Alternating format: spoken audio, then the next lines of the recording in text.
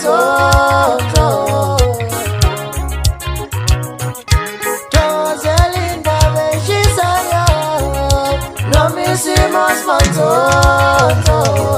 Sanibona nginibingelele kuphi nakuphi lapho kufika khona ke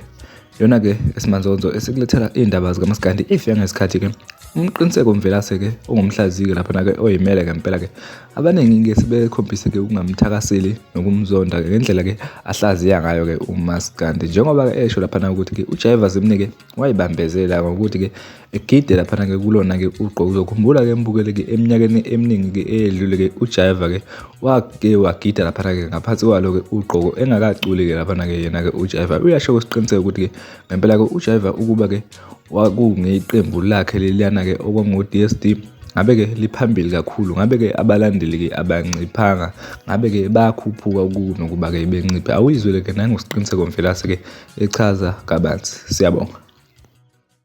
akekho umuntu owayebambezela ngoqoko njengoJaiva akekho umuntu owayebambezela ngoDSD njengoJaiva akekho umuntu owayebambezela ngokuba igidangoma lo sazwayo njengoJaiva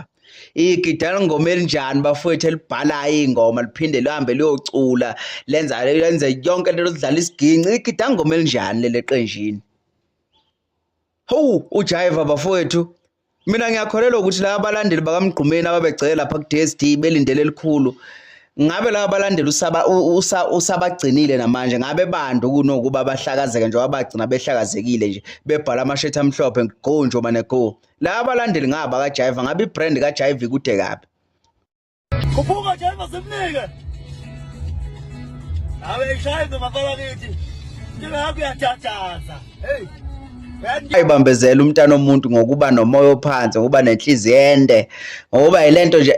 wayibambezela uJaiva Zimnike wayibambezela ngabe ukuthi uJaiva Zimnike abafethu ngomculo ngabe ukude kakhulu ngokwempumelelo kahle kahle ngoba ngomculo vele ukude bambala kakhulu abasondela eduzane naye ule Cape Town